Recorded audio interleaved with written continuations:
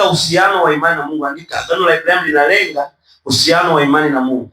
Ibrahimu hakuitwa kwa sababu alikuwa mkamilifu, bali kwa sababu aliamini. Kusoma Warumi sura ya 4:3.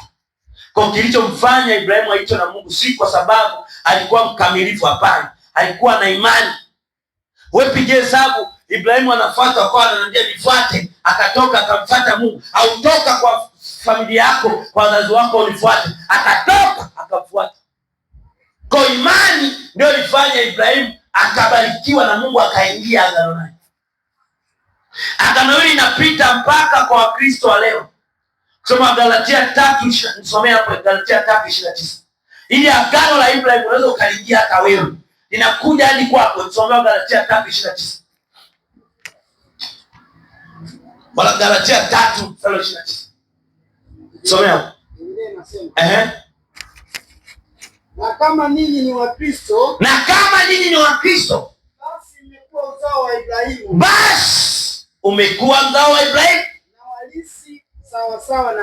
na walisi sawasawa na ahadi. Hebu simama mahali pale. Nataka tuitikie wote mstari kwa pamoja, wote kwa pamoja. Nisomee kwa mstari waitikie. Na kama ninyi ni Wakristo, wote turudie kwa pamoja. Haya, moja mbili twende. Na kama nyinyi ni Wakristo, basi mmekuwa uzao wa Ibrahimu. Na walisi sawasawa na ahadi. Sema, Bwana Yesu, mimi ni Mkristo. Mimi ni mfuasi wako. Kwa kufa kwako mimi nimepona. Nimefanyika kuwa mwana wa Ibrahimu na nimerithi ahadi zote ambazo ulimwahidi Ibrahimu. Bwana Yesu, ninakuomba hizo ahadi nikadhirishi. Baba wa Ibrahimu, Isaka na Yakobo, ninaamini kama Ibrahimu alivyoamini. Naomba unithibitishe katika agano lako la baraka. Tafadhali nipe ujasiri wa kutii hata nisipoelewa kila kitu. Nifundishe kutembea kwa imani, si kwa kuona.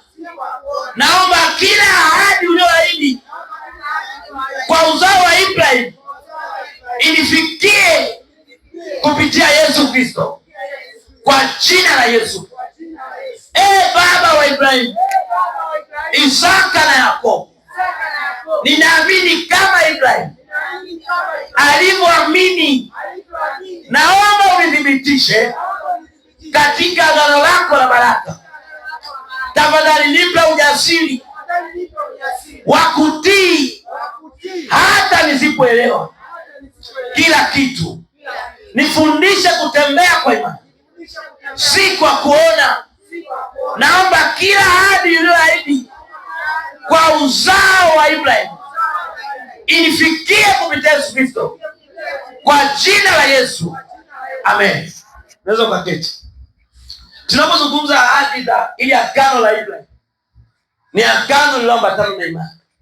Ndio maana ukisoma Waebrania sura ya 10:38 inasema, mwenye haki wangu ataishi kwa imani, akisitasita roho yangu haina furaha naye. Maana yake tunaishi kwa imani. Tunapotembea tunaishi kwa imani. Ishi kama bilionea ukiwa na shilingi 10. Bwana Yesu asifiwe sana.